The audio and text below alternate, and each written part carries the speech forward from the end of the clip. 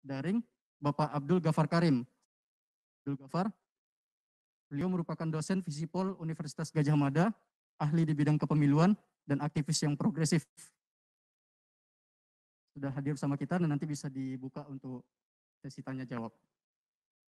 Nah, sebelum tanya jawab kita buka, para narasumber akan memberikan sambutan, arahan maupun pengantar diskusi singkat dengan waktu masing-masing 5 menit.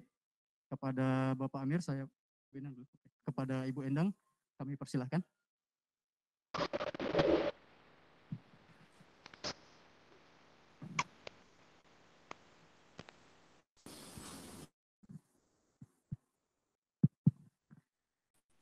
Bismillahirrahmanirrahim.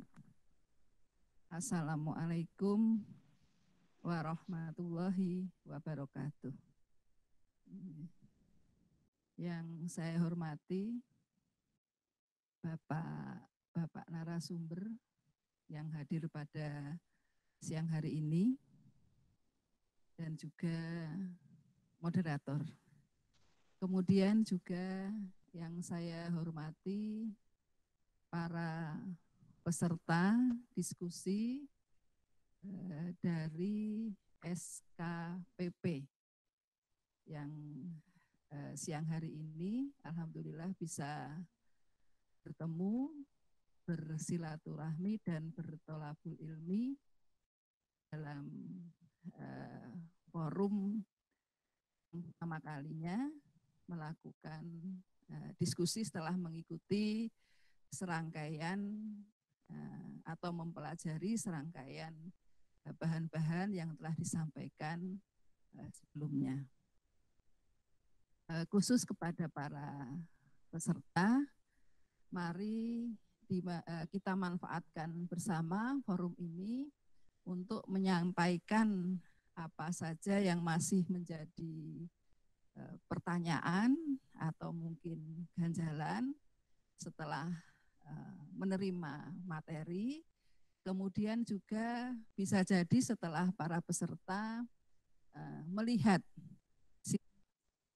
di sekitar di mana para peserta berada, karena telah diputuskan oleh pemerintah dan juga DPR bahwa KPU telah siap melaksanakan Kada pada tanggal 9 Desember 2020. Nah, tentu sejak sekarang dari serangkaian materi yang sudah diterima oleh para peserta bisa mulai disandingkan ya, dengan beberapa peristiwa yang mungkin sudah terjadi, kejadian di sekitar para peserta berada terkait dengan proses tahapan yang segera juga akan mulai oleh penyelenggara berikutnya KPU.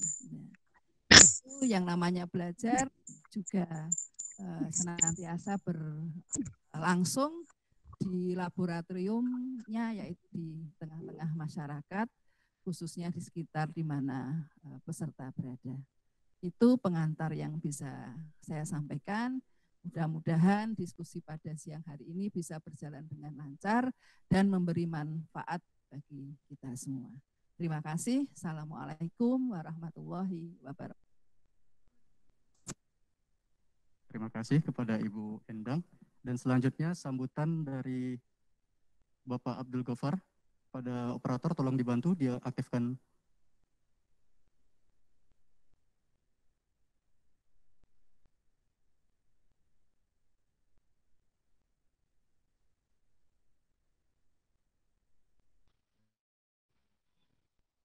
Halo, Bapak Ghafar.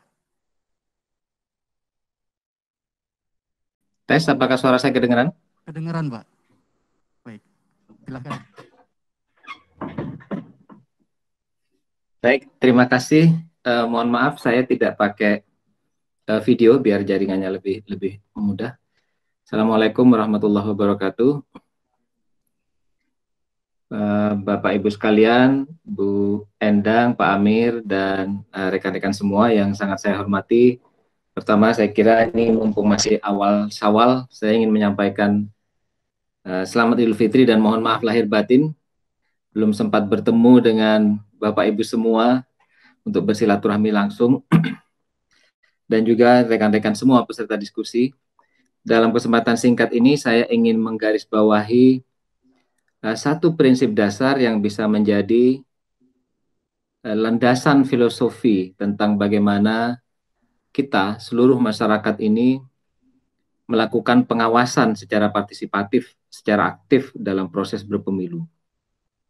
Prinsip dasar ini kembali kepada makna demokrasi, bahwa kedaulatan itu adalah di tangan rakyat. Bahwa dalam demokrasi, yang memerintah itu sebenarnya adalah rakyat. Dan rakyat inilah yang memberikan mandat kepada para politisi, kepada para pejabat publik, yang kita pilih melalui pemilihan umum. Jadi pada intinya sebenarnya pemilihan umum itu hanyalah alat dari demokrasi, itu bukan esensi demokrasi itu sendiri. Karena pemilihan umum itu adalah alat, semata-mata alat dalam demokrasi, maka cara kita memperlakukan pemilihan umum itu harus selalu kembali kepada esensi demokrasi, yaitu bahwa yang berdaulat adalah rakyat, bukan orang yang diberi mandat. Kedaulatan tetap tidak diserahkan oleh rakyat kepada orang yang diberi mandat. Orang yang diberi mandat itu hanya diberi sebagian dari kekuasaan, diberi sebagian dari kedaulatan yang dimiliki oleh rakyat, lalu kemudian diberi fasilitas, diberi dana oleh rakyat melalui pajak, baik itu yang di eksekutif maupun di legislatif. Dengan memahami semua ini, maka sebenarnya mengawasi pemilu itu adalah kewajiban yang paling paripurna dari seluruh warga negara. Karena kalau warga negara tidak mengawasi pemilu, maka dia sebenarnya mengabaikan esensi demokrasi bahwa rakyatlah yang memiliki kedaulatan. Ketika pemilu tidak diawasi, seperti yang terjadi di banyak negara-negara yang tidak demokratis, maka pemilu itu cenderung dikuasai oleh apa yang oleh publik sering disebut sebagai misalnya oligarki. Hanya dikuasai oleh elit. Hanya menjadi mainannya elit untuk memperoleh legitimasi kekuasaan. Bahkan kadang-kadang ada yang bercanda bahwa pemilu itu adalah cara kita untuk memilih diktator kita sendiri. Jadi kalau tidak diawasi, kalau tidak diikuti dengan langkah pengawasan, maka pemilu itu hanya akan menghasilkan diktator. Dan itu bukan cuma omong kosong. Di banyak negara, termasuk di Indonesia sendiri, banyak kejadian kita memilih elit lewat pemilu, lalu kemudian lepas dia menjadi liar dan tidak bisa dikendalikan oleh rakyat. Karena itu, hadirin semua, rekan-rekan semua peserta diskusi, bagi kita kewajiban yang esensial sebenarnya adalah mengawasi pelaksanaan pemilu itu. Saya berani mengatakan bahkan mengawasi pemilu itu lebih esensial daripada memberikan suara itu sendiri. Karena memberikan suara atau tidak memberikan suara itu adalah sepenuhnya pilihan politik. Orang berhak untuk memberikan suaranya, tapi juga orang berhak tidak memberikan suaranya. Dalam studi politik, dalam ilmu politik, ada konsep yang disebut sebagai protest voting, yaitu tindakan memilih yang dilakukan untuk protes. Nah, protes itu bisa dilakukan dengan memilih kandidat tertentu semata-mata untuk menghukum kandidat yang lain. Di Pilpres dan Pilkada seringkali terjadi. Ada kandidat yang sangat tidak disukai oleh orang, lalu orang berbondong-bondong memilih kandidat yang lain. Itu adalah protes voting. Atau ketika orang menganggap semua kandidat sama saja, lalu orang melakukan protes voting dengan berangkat ke bilik suara tapi tidak mencoblos. Atau berangkat ke bilik suara tapi mencoblos dengan cara yang salah. Jadi tidak memberikan suara pun, tidak memberikan vote itu juga adalah pilihan politik. Jadi karena itu tidak memilih itu sebenarnya tidak masalah dalam pemilu, tapi tidak mengawasi itu adalah dosa serius dalam demokrasi. Jadi saya sangat ingin menekankan bahwa kalau kita tidak punya waktu untuk melakukan yang lain-lain, maka pastikan kita punya waktu untuk mengawasi pemilu. Itu adalah kewajiban esensial warga negara dalam sebuah demokrasi. Saya kira itu yang bisa saya garis bawahi dalam waktu yang singkat ini sebagai awal diskusi. Sekali lagi dalam kesempatan ringkas ini saya hanya ingin memberikan fondasinya untuk kemudian dibahas lebih lanjut. Terima kasih. Selamat siang. Assalamualaikum warahmatullahi wabarakatuh.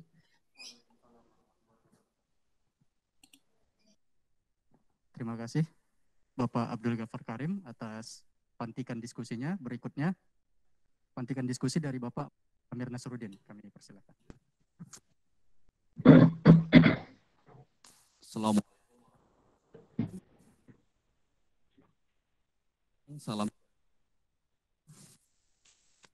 yang terhormat para Bu Endang, Pak Kap. Ada juga teman-teman ketua, siapa tahu bergabung ya dari rumah. Setahu saya ini Mas Agus Yasin tadi rencana bergabung dari rumah. Kemudian anggota lain sedang bersamaan ada acara sengketa. Kemudian Pak Ketua, Pak Bagus mendampingi agenda koordinasi dengan Ombudsman. Dan Mbak Sri koordinasi atau Mbak Cici sedang berjuang balik ke Jogja dari Jakarta ini. Mudah-mudahan diberi kelancaran dan bisa segera bergabung di Jogja. Bapak Ibu Amin. Mati, saya juga mengucapkan Pak izin, mohon maaf lahir batin pada yang tidak kami sapa satu persatu.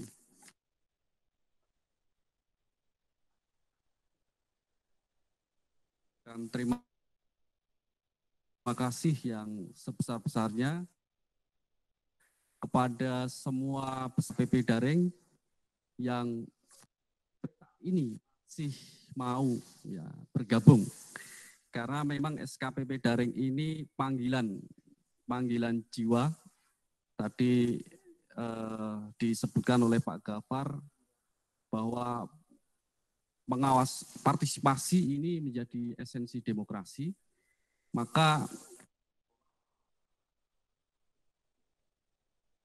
SKPP daring ini sebagai bagian dari ikhtiar upaya dengan segala keterbatasan ya. Keterbatasan yang kita dalam kondisi pandemi COVID-19, banyak keterbatasan media teknologi yang ada untuk tetap memelihara semangat salah satu esensi demokrasi yaitu pengawasan dari proses penegakan demokrasi. Karena ini bagian dari proses belajar, maka kita berharap ada masukan, feedback dari semua pihak, sehingga kita bisa memperbaiki baik secara teknis, ya, karena ini ada beberapa teknis kita mencoba adaptasi, dan juga nanti mungkin ada feedback dari sisi konten dan lain sebagainya. Maka dari itu semua kami ucapkan terima kasih dan mohon maaf bila ada hal-hal yang kurang berkenan di hati Bapak Ibu semua. Saya kira itu cukup dan kita lanjut ke diskusi. Terima kasih. Assalamualaikum warahmatullahi wabarakatuh. Terima kasih Bapak Muhammad Amir Nasruddin atas sambutan, arahan, dan pantikan diskusinya. Baik teman-teman, kita buka sesi tanya jawab. Silakan jika ada pertanyaan yang ingin disampaikan. Baik itu mengenai topik pemilu dan pilkada, topik pengawasan pemilu dan pilkada, serta topik 3 kerawanan pemilu dan pilkada. Untuk pemilu dan pilkada ada pokok bahasan konsep dan tujuan pemilu. Ya, bisa lewat chat atau nanti kalau butuh diperdalam bisa kami buka mute-nya sehingga kita bisa langsung berdiskusi secara face to face mungkin. Silakan, kami masih menunggu pertanyaan. Untuk topik pemilu dan pilkada ada pokok bahasan konsep dan tujuannya bisa kita bahas, kemudian sejarahnya bagaimana, tahapannya bagaimana, dan keterlibatan masyarakatnya bagaimana. Jika ingin ada, masih bingung bagaimana nanti tahapan ini bisa berjalan sementara wabah pandemi ini masih berlangsung. Ya, sudah ada pertanyaan pertama dari Arman Widan. Oh, dari Yuni dulu, oke. Dari Yuni Idariani. Bagaimana cara kita untuk mengawasinya apabila hanya beberapa orang saja yang dapat mengawasinya? Apakah Yang sibuk dengan aktivitas tetap dapat memantau dan mengawasinya. Maksud saya di sini, apakah ada cara mengawasi bagi mereka-mereka yang ingin mengawasi namun memiliki aktivitas yang sangat sibuk? Berarti ini bagaimana pengawasan dari masyarakat, tapi tidak terlihat secara formal. Artinya mungkin ini kalau saya bahasakan mayoritas masyarakat mungkin seperti ini, Mas. Silent majority mungkin bahasanya. Nah, jadi bagaimana cara silent majority ini tetap bisa mengawasi tanpa perlu terikat-terikat formalitas maupun syarat-syarat yang mungkin dirasa rumit, tapi tetap ingin ada kontribusi dalam mengawasi. Langsung kita tanggapi apa ke pertanyaan berikutnya? Kalian ya. Kalian satu lagi ada dari Mas Arman Widan. Naik sedikit. Oke. Pada pemilu dan pilkada, kenapa masih saja ada keberpihakan ASN dan politik uang, baik di masa tenang ataupun masa kampanye? Nah, bagaimana sebenarnya kita bersikap? Bahkan sekarang justru banyak yang menggunakan jabatannya untuk membawa massa, untuk memilih salah satu calon. Dan yang kedua terkait profesionalitas dan dari penyelenggara. Contoh, ketika pemilu kemarin, kenapa banyak petugas yang tidak mengerjakan sesuai aturan? Misal salinan hologram dan non-hologram. Ini berarti terkait profesionalitas dari penyelenggara dan tentang netralitas ASN. Untuk yang ketiga mungkin ada pertanyaan yang ketiga, Mas Wari? Dari Mas Kolil Hashim. Sebagai sarana pendidikan politik, bagaimana hubungan penyelenggaraan pemilu yang baik dengan masa depan demokrasi di Indonesia? Ini pertanyaan yang substansial dan secara teoritis nanti akan dijawab. Apa hubungan antara penyelenggaraan pemilu dengan masa depan demokrasi di Indonesia? Baik, untuk 3 pertanyaan dulu kita akan tanggapi. Dimulai dari Ibu Endang dulu apa dari Mas? Ya, silakan. Dan nanti akan ditambahkan Pak Gafar. Ya. Terima kasih untuk pertanyaan pertama. Terima kasih Mbak Yuni. Bagaimana kita mengawasi dengan jumlah yang sedikit? Ya, sebagaimana kita ketahui memang pengawasan ini sebenarnya adalah tugas bersama, khususnya tugas rakyat, tugas masyarakat. Nah, saat ini penyelenggara negara adalah yang diberi mandat adalah Bawaslu dengan struktur dari tingkat pusat, tingkat RI hingga tingkat desa, bahkan nanti tingkat TPS untuk hari H. Namun kita tahu proses politik ini sangat rumit, banyak variabel, banyak pihak yang terlibat.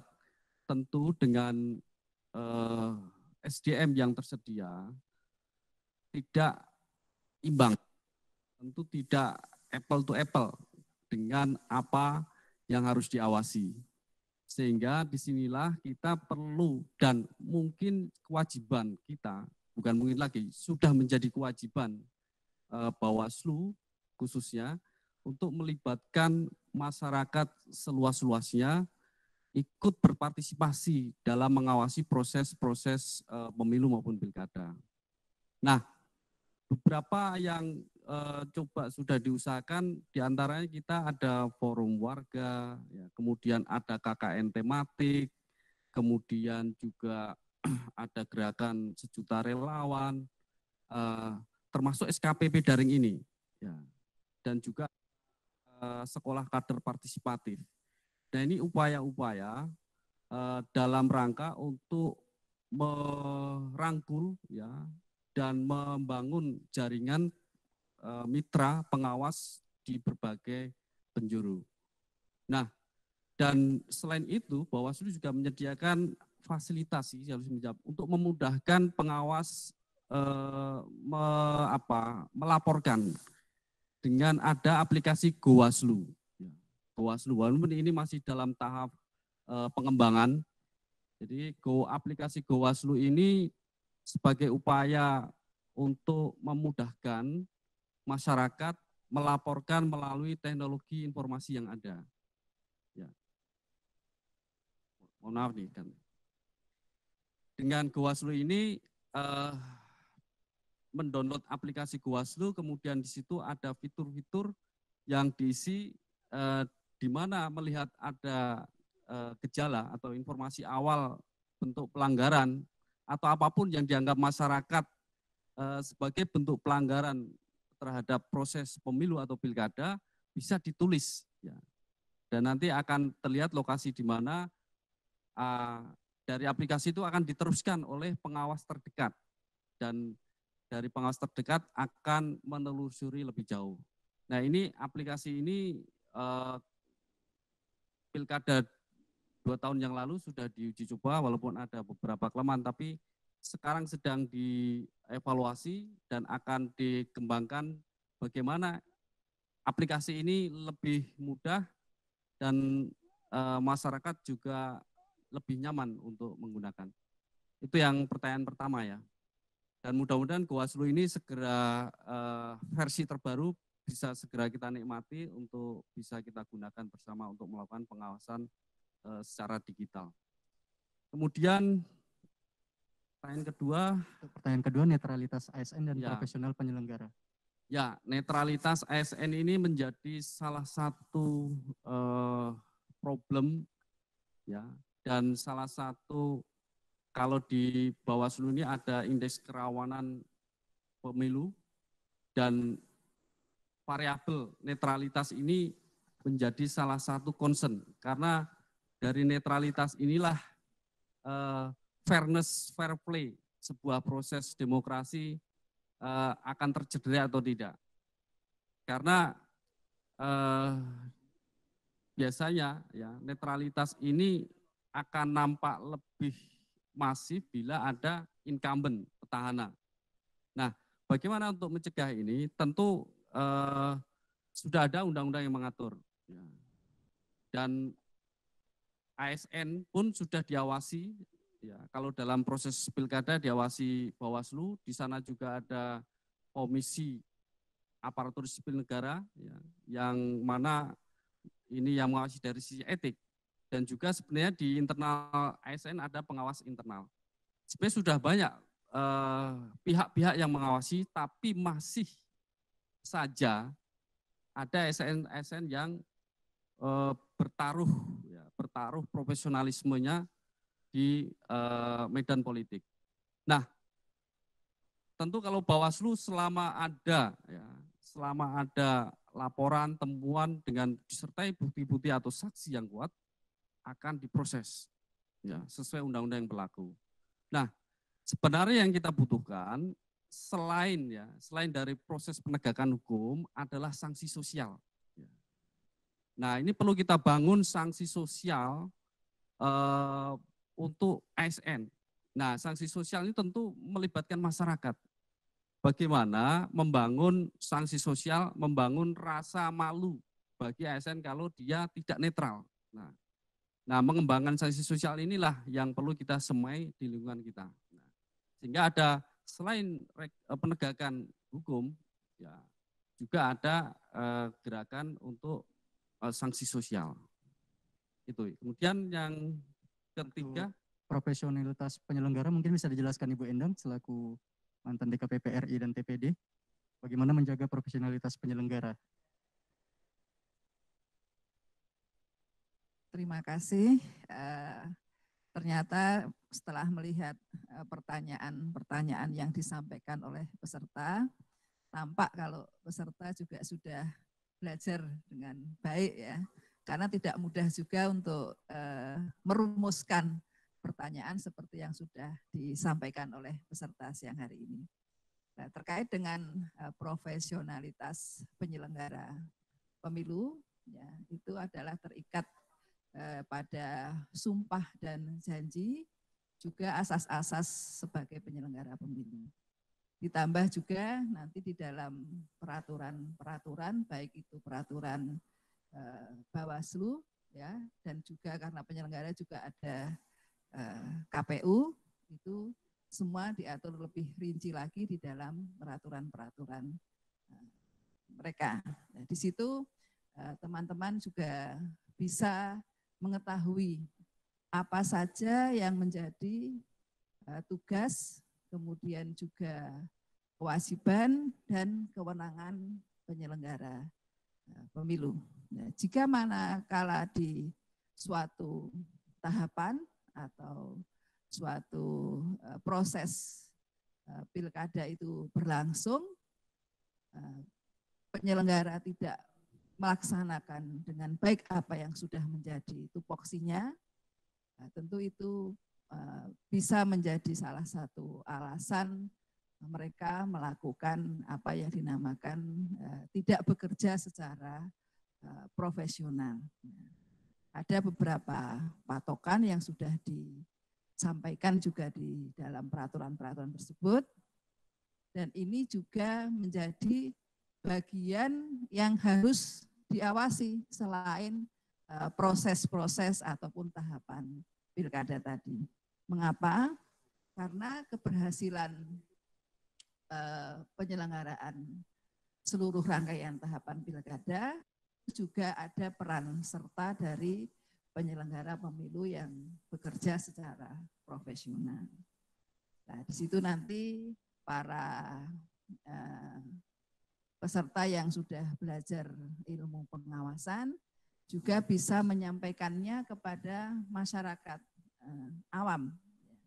Bagaimana seorang penyelenggara itu harus menjalankan tugas sesuai dengan peraturan perundang-undangan. Ya. Misal harus bekerja dengan independen, kemudian juga tidak boleh membeda-bedakan antara sesama peserta pemilu atau pilkada. Nah, itu bisa diamati atau dicermati dari keseharian mereka ketika melaksanakan tugas. Nanti dengan seiring proses tersebut, teman-teman sudah tentu bisa mengamati dan mencermati, ya, bukan semata-mata mengawasi penyelenggara, ya, tetapi bagaimana ikut membantu juga agar penyelenggara itu tetap on the track ketika melaksanakan tupoksinya. Kemudian menambahkan sedikit tadi pertanyaan dari penanya yang pertama, tadi Pak Amir sudah menjelaskan secara panjang lebar. Izin saya menambahkan sedikit dalam prakteknya di masyarakat. Tadi juga terkait apa yang disampaikan oleh Pak Gafar, bahwa masyarakat itu juga punya kewajiban untuk melakukan pengawasan terhadap proses pilkada atau pemilu, tidak hanya Bawaslu, ya, walaupun secara resmi yang dibentuk oleh negara adalah Badan Pengawas Pemilu beserta jajarannya. Nah, masyarakat yang sehari-hari sudah mempunyai aktivitas pribadi, ya tadi dikatakan juga punya kesibukan, itu juga bisa melakukan pengawasan. Ya.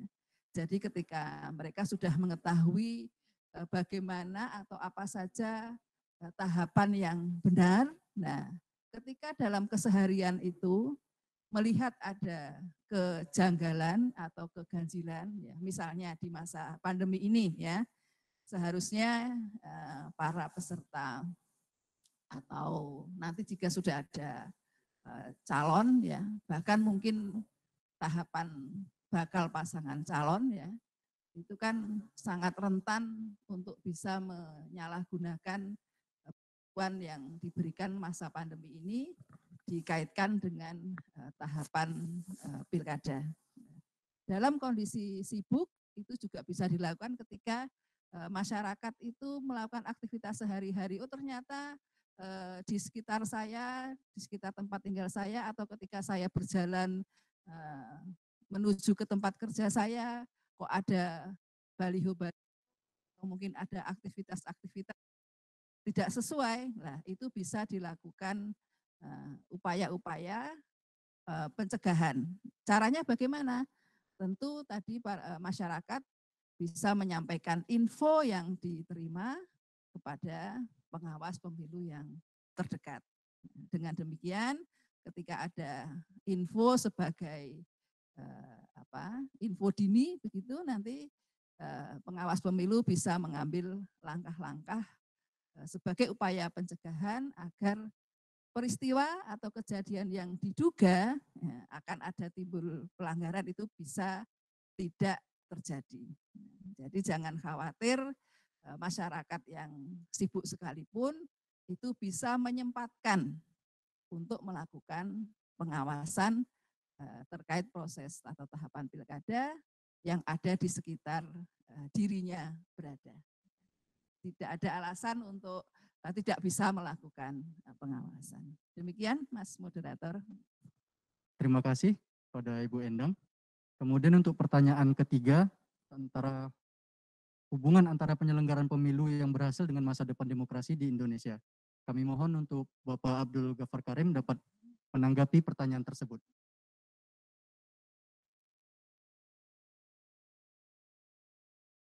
Halo maaf, apa tadi pertanyaannya? Mohon maaf. Hubungan antara penyelenggaraan pemilu dengan masa depan demokrasi di Indonesia. Oh, siap. Baik, saya ini sambil di jalan, nanti kalau, mohon maaf kalau koneksi kurang lancar. Teman-teman peserta diskusi nanti bisa juga mengirimkan pertanyaan langsung ke saya lewat email yang sudah saya sampaikan tadi ke rekan di Bawaslu, nanti bisa disampaikan.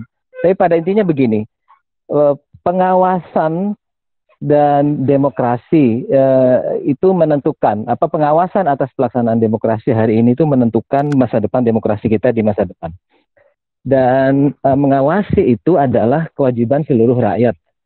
Kalaupun kita sekarang punya Bawaslu, itu Bawaslu kan fungsinya adalah sebagai fasilitator pengawasan.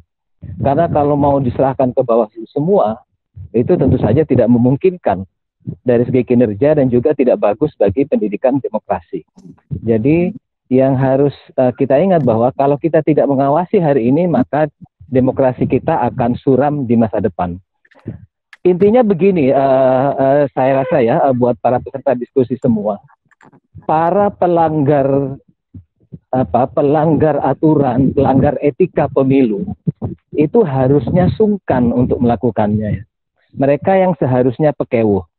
Tapi yang terjadi di masyarakat kita kadang-kadang, kitalah yang pekewuh ya, yang mau menegur kalau ada pelanggaran itu yang pekewuh.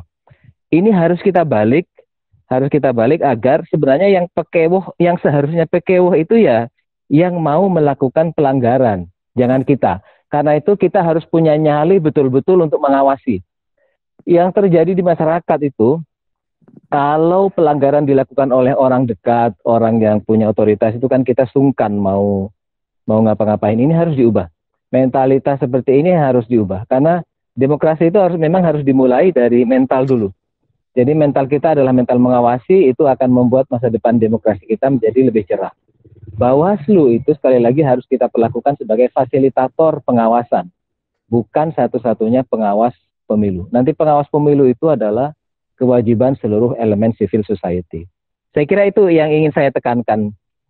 Nah, sekali lagi kalau koneksi saya jelek, mohon maaf karena saya sambil di perjalanan ke kampus. Nanti saya sangat senang kalau ada peserta yang memerlukan diskusi langsung dengan saya. Alamat email sudah saya share tadi. Baik, terima kasih Bapak Abdul Ghaffar. Ini suaranya jelas? Ya, ini pergantian suaranya jelas. Mic sudah menggunakan ini. Teman-teman jika ada kendala suara atau kendala teknis silakan langsung dihubungi kami karena akan langsung direspon oleh tim yang sedang bertugas nanti. Gini. Ini kayak ngisi Jumatan nih, Mas. Oke, pertanyaan berikutnya dari Mas Herman Kurniadi. Bagaimana cara menyadarkan rakyat yang tidak hanya mengikuti pemilihan, namun juga aktif dalam mengawasi? Maksudnya bagaimana? Menyadarkan rakyat tidak hanya mengikuti pemilihan, namun jadi tidak hanya memberikan suara, tapi juga aktif mengawasi. Kemudian, ya untuk Bu Endang, kemudian pertanyaan kedua,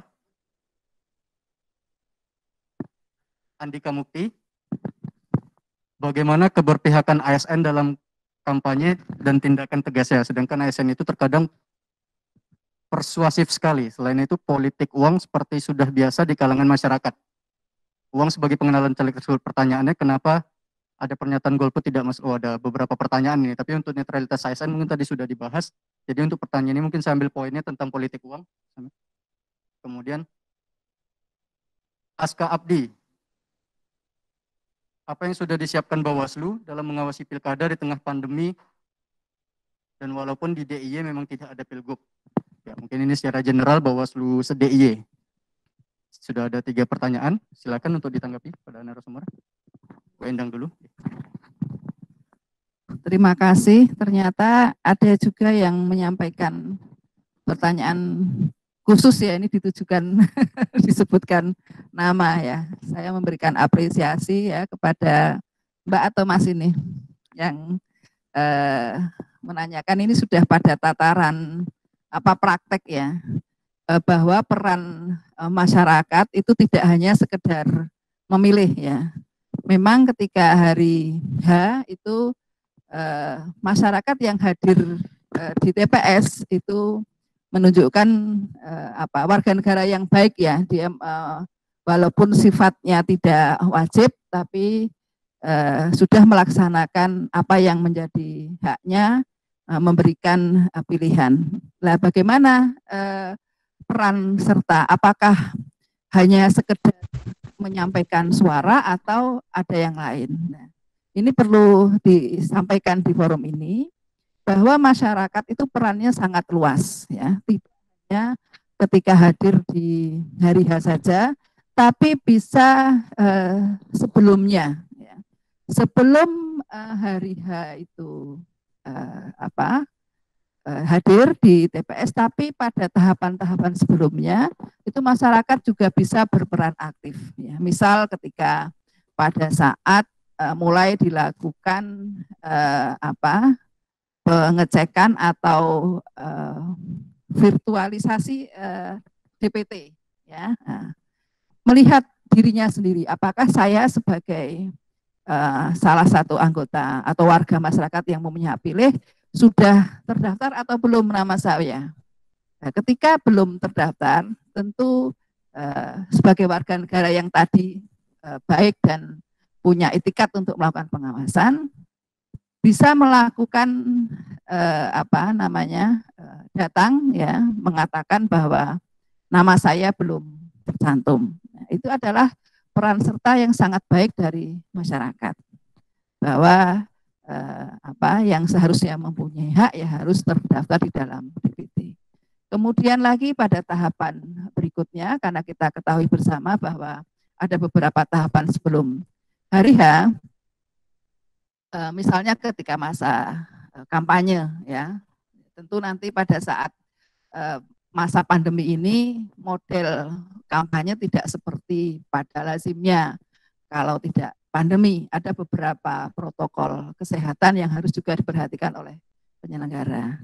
Nah, sebagai anggota masyarakat juga bisa mengikuti bagaimana yang seharusnya bisa dilakukan oleh para pasangan calon ketika melakukan kampanye.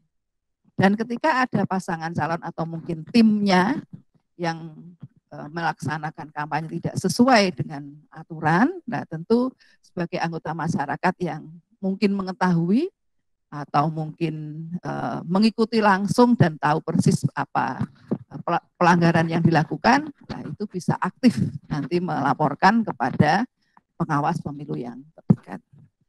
Memang kelihatan sederhana ya ketika pada tataran praktek nanti apa-apa yang bisa dilakukan oleh anggota masyarakat.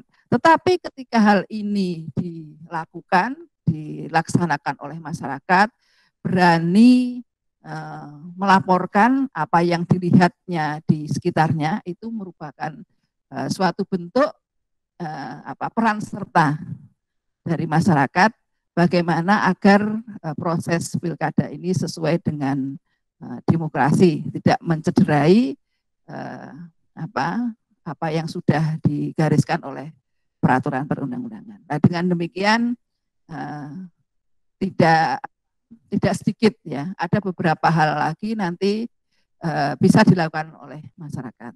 Misalnya ketika nanti pada hari setelah pemilihan, pada saat penghitungan atau rekap, masyarakat diharapkan juga bisa ikut mencermati ya, apakah betul yang disampaikan oleh pemilih A ketika dia mencoblos memberikan pilihan itu dicatat sesuai dengan pilihan tersebut. Ya. Ada kalanya karena panitia itu juga manusia biasa, itu kelelahan atau mungkin faktor fit yang kurang misalnya ya, tenaga yang kurang atau kurang konsentrasi bisa juga menimbulkan kekeliruan. Nah, di sini peserta ataupun masyarakat punya peran untuk mengingatkan dan bisa hadir pada saat proses penghitungan atau rekap. Karena niat yang baik untuk melakukan pengawasan dan penegakan, insya Allah itu memberi kontribusi yang baik bagi seluruh proses pengawasan pilkada. Demikian. Baik, terima kasih Ibu Endang. Kemudian ada 2 pertanyaan lagi terkait politik uang dan kemudian bagaimana pengawasan di tengah pandemi. Yang akan dijawab lebih dahulu oleh Bapak Amir adalah bagaimana pengawasan pemilu ini dilakukan di tengah adanya pandemi COVID-19. Kami persilakan. Ya, terima kasih Mas Moderator. Untuk pengawasan di masa pandemi, ya, untuk secara teknis Bawaslu sudah menerbitkan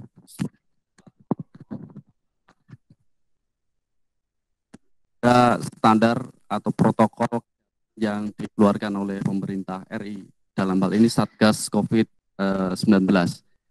Nah, mungkin perlu saya sampaikan juga atau mungkin teman-teman juga sudah pada tahu standar protokol untuk pengawasan yang pertama menghindari kerumunan ya, atau kontak fisik secara langsung ya, seperti salaman dan sejenisnya ya. Kemudian juga jaga jarak ya 1 meter. Kemudian selalu menggunakan masker bila bertugas keluar ruangan. Kemudian juga selalu membawa sabun dan atau hand sanitizer yang kecil yang bisa dibawa kemana-mana, sehingga di sela-sela aktivitas kita secara berkala bisa cuci tangan selama 20 detik, jangan lupa di sela-sela jari digosok agar virus atau bakteri yang ada bisa pergi atau mati. Nah, selain itu juga bila menggunakan kendara, kalau motor tidak boleh boncengan, kalau mobil ya menyesuaikan jumlah kursi. Yang prinsipnya harus dibatasi, ada jarak.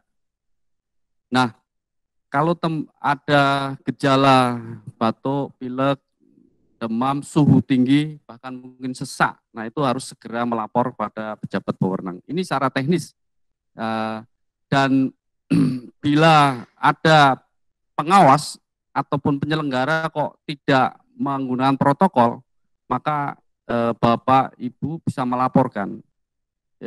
Ini membahayakan ya, karena dia tidak penuhi itu bisa membahayakan dirinya sendiri maupun orang lain. Nah, inilah dalam rangka untuk menjaga bersama, itu secara teknis. Kemudian di sisi lain, pengawasan di masa pandemi ini yang perlu kita cermati adalah fokus pengawasan kita. Dengan segala keterbatasan ya SDM terbatas dengan protokol kesehatan yang kemudian membatasi kita berharap demokrasi, kualitas demokrasi tetap terjaga.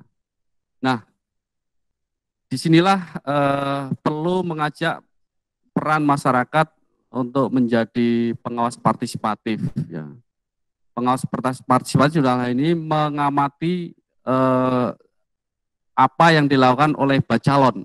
Kalau pilkada sekarang kan mulai proses tahap pencalonan. Nah, tahapan ini menjadi fokus pengawasan kita, terutama di masa pandemi, wabah ini banyak beredar bantuan-bantuan, ya, bantuan sosial. Ya, ini apakah bantuan sosial ini murni, apakah dia ada penyalahgunaan dari APBD atau tidak, maka perlu pengawasan bersama. Nah, ini yang akan potensi terjadi di masa pandemi, nanti ada penyalahgunaan bantuan sosial, termasuk juga berpotensi adalah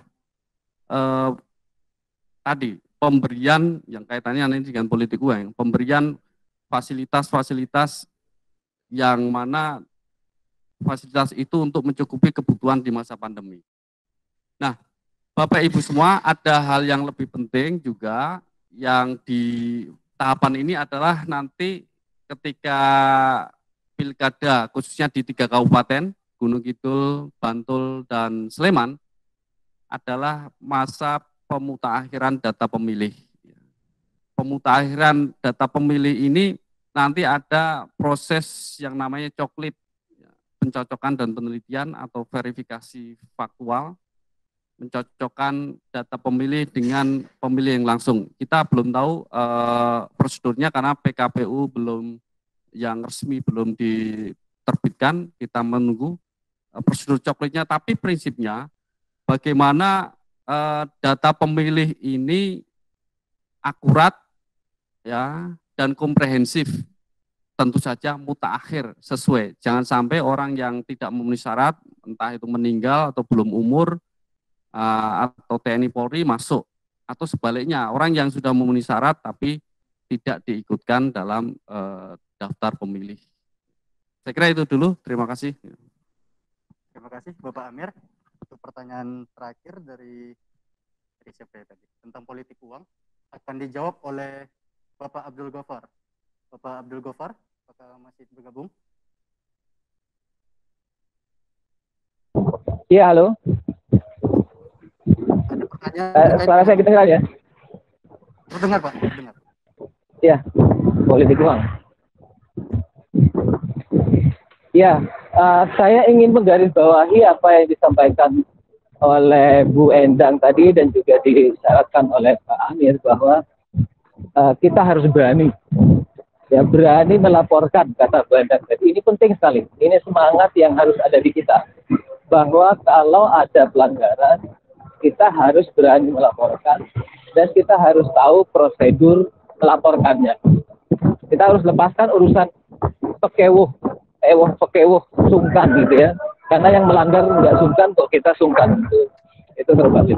Nah, soal politik uang ini masalahnya memang lebih serius daripada pelanggaran jenis-jenis lainnya. Kalau pelanggaran jenis lainnya ada orang-orang yang terganggu. Tapi kalau politik uang sebenarnya orang yang terganggu itu nyaris tidak ada. Orang malah senang kadang-kadang menerima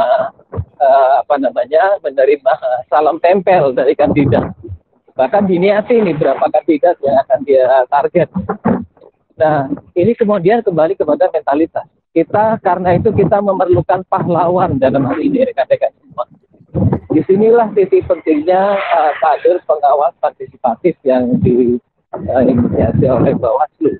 Ini kan adalah mekanisme untuk melahirkan para pahlawan, yaitu orang yang bisa berpikir berbeda dari sekitarnya, lalu kemudian mengatakan bahwa keburukan itu adalah keburukan meskipun itu menyenangkan. Karena orang diam-diam saja soal politik uang karena menyenangkan. Jadi saya harapkan spirit ini yang ditumbuhkan ya, bahwa kita mau menjadi pionir, mau menjadi pahlawan yang mengingatkan orang banyak agar bisa membuat demokrasi kita lebih baik. Jadi ini sekali lagi kembali ke soal mentalitas. Apakah para peserta pengawasan partisipatif ini mau menjadi pahlawan, mau mengambil risiko, mau kemudian turut menjadi pionir dari perubahan zaman, atau tidak. Nah itu kembali ke pilihan kita. Saya kira itu yang ingin saya garis bawahi terkait politik uang. Baik, terima kasih Bapak Ghaffar atas penjelasannya. Kemudian akan ditambahi oleh Bapak Amir mengenai politik uang. Ya, terima kasih. Saya menambahkan ya,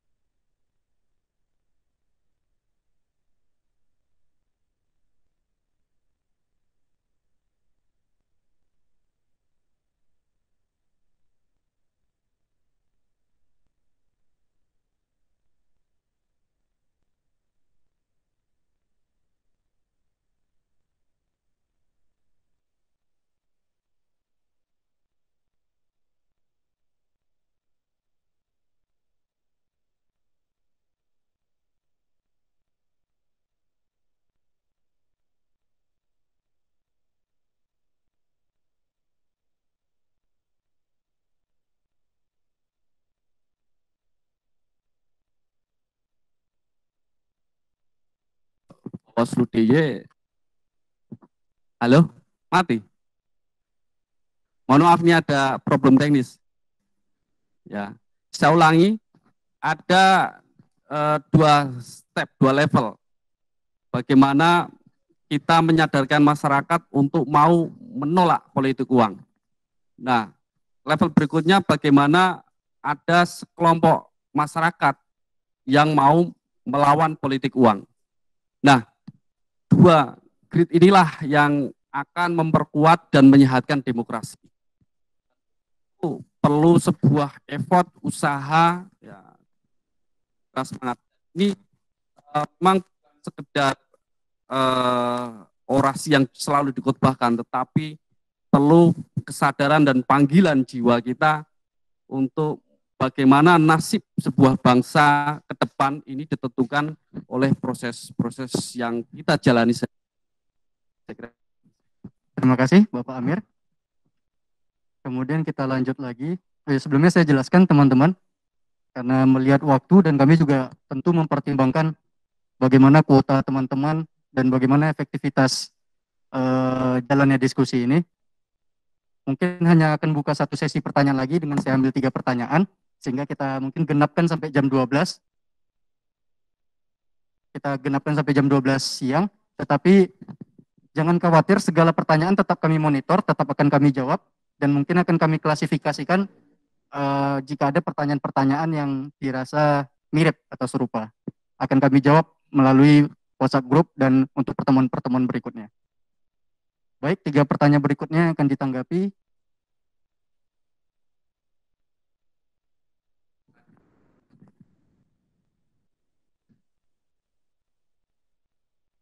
Yusuf Pratama Putra dari Kota Yogyakarta. Saya ingin bertanya tentang mahar politik. Apa bentuk mahar politik yang sering ditemui saat kontestasi pemilihan di DIY? Mengapa Bawaslu sulit untuk menanganinya dan usaha apa saja yang telah dilakukan untuk menangani mahar politik dengan maksimal? Ya, karena ada beda pengaturan antara pilkada dan pemilu. Berarti ini fokus ke pemilihan di DIY. Pilkada, mahar politik dalam pilkada. Oke, Yusuf Pratama tentang mahar politik dalam pilkada. Berikutnya.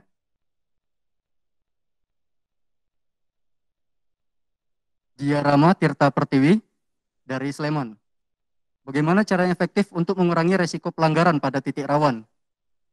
Pada titik rawan terjadi pelanggaran pemilu dan pilkada, pendataan dan pemutakhiran data pemilih, kampanye, serta proses pemungutan dan penghitungan suara. Ini berarti cara efektif untuk mengurangi resiko, artinya pencegahan ya Mas Amir? Pencegahan pelanggaran sebelum pelanggaran itu terjadi. Oke, pertanyaan ketiga. Tadi udah dari kota, dari Sleman, mungkin ini dari Bantul ya, Pak Mula Ismawati dari Bantul. Ingin bertanya tentang bagaimana cara Bawaslu DIY memberikan edukasi bagi pengawas partisipatif dalam meningkatkan keberanian untuk melaporkan dugaan pelanggaran. Ini bagaimana meningkatkan pengawasan partisipatif. Semua. Baik, kami persilakan kepada Bapak Amir untuk menanggapi terlebih dahulu. Ya, terima kasih. Pertanyaannya luar biasa, semangat bagus-bagus, dan nanti tolong dihimpun ini menjadi bahan-bahan untuk kajian. Yang pertama terkait mahar politik. Ini kalau orang sering kan seperti kentut ya, bau tapi sulit untuk membuktikan. Nah, mahar politik ini dari beberapa pengalaman, biasanya informasi awal yang kita dapatkan. Ketika ada informasi awal, kita telusuri, kita ada pemanggilan. Nah, ketika dipanggil ini problemnya, dan ini yang biasa terjadi, pelapor tidak mau datang. Atau orang yang katanya melaporkan ada mahar politik tidak mau memberi keterangan. Ini yang sering terjadi. Sehingga pelapor cenderung mengungkap itu di media sosial, mengungkap itu di media mainstream, sehingga menjadi opini publik.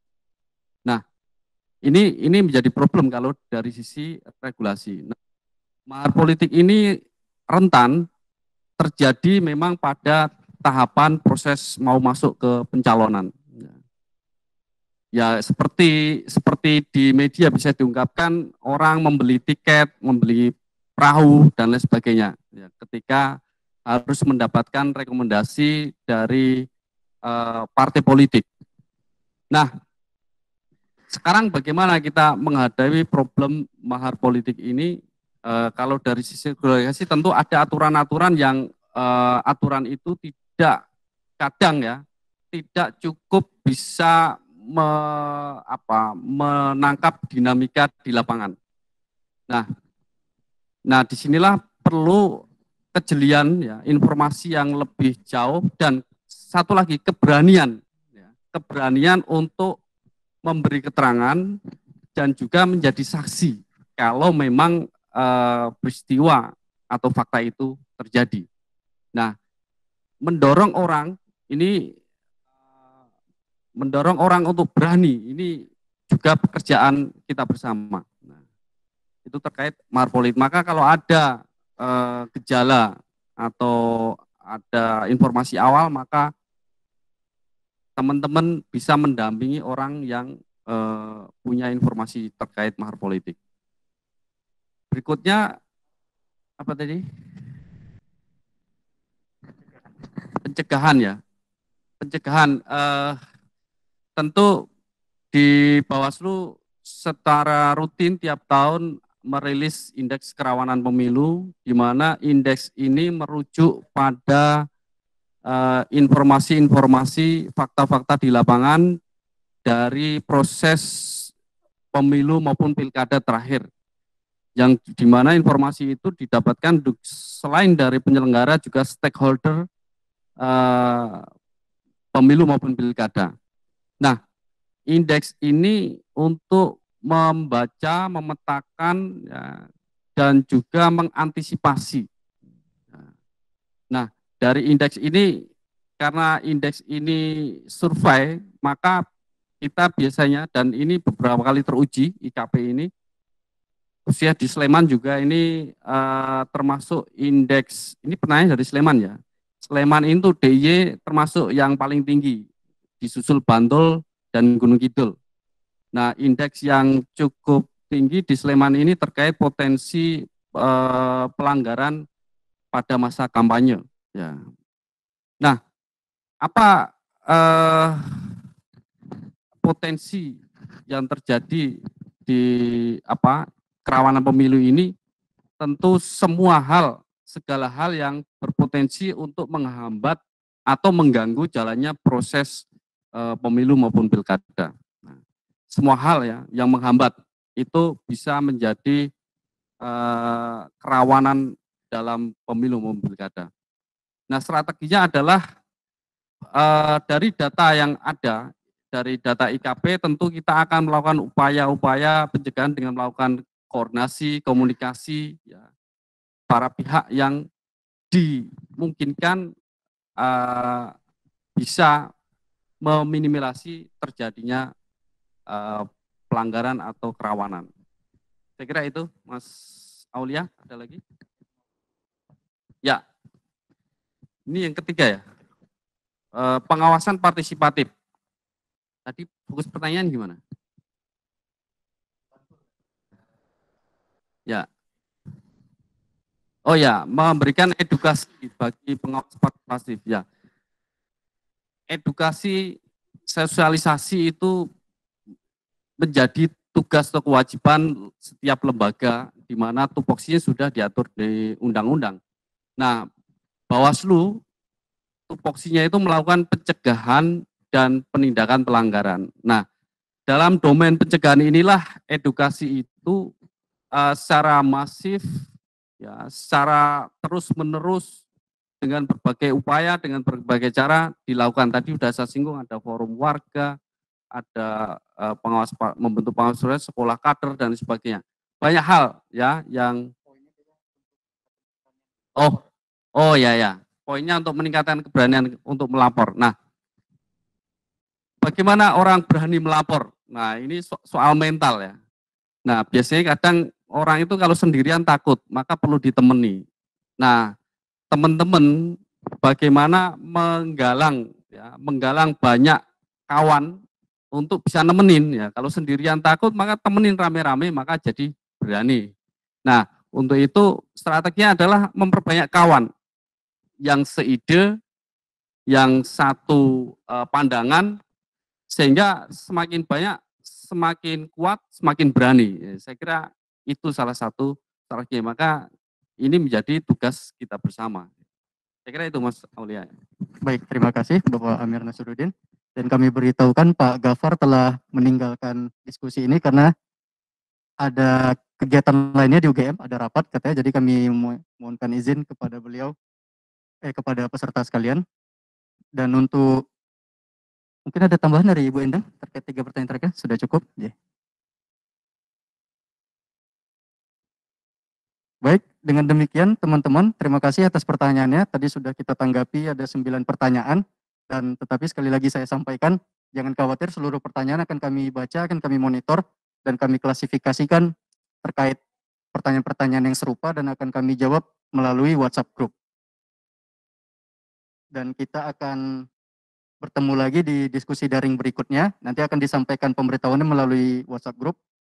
Dan saya koreksi sedikit terkait pernyataan saya di awal tentang batas nilai kelulusan tadi, saya sebutkan 425, ternyata sudah diturunkan oleh Bawaslu RI. Tapi kami tetap ingin mendorong teman-teman agar bisa mendapatkan nilai maksimal. Artinya seluruh video pembelajaran tetap ditonton, tetap ditanggapi, dan tetap disampaikan pertanyaannya. Dan kemudian juga ternyata sampai sekarang proses penilaian masih terus berjalan, artinya tidak ditutup. Kenapa begitu? Tujuannya adalah agar peserta yang belum login dan belum lulus tetap bisa mengejar pembelajaran ini, dan sekali lagi target kita 100% seluruh yang mendaftar dan bisa berhasil.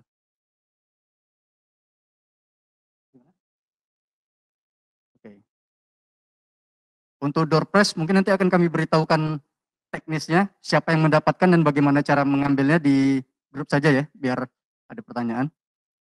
Ada lagi mungkin yang mau disampaikan? Ya. Dengan demikian sudah berakhir proses sesi diskusi dalam jaringan kali ini. Kami sampaikan terima kasih kepada para penanggap, pada Bapak Amir dan Ibu Endang, serta Bapak Abdul Ghafar Karim. Dan tak lupanya kita sampaikan kepada para peserta dan seluruh khalayak yang menonton, untuk terus tetap jaga kesehatan, tetap di rumah, jika tidak terlalu penting tidak usah keluar rumah, dan tetap mengisi waktu dengan pembelajaran yang bermanfaat. Demikian yang bisa kami sampaikan, lebih dan kurangnya kami mohon maaf. Wabillahi taufiq wal hidayah. Assalamualaikum warahmatullahi wabarakatuh.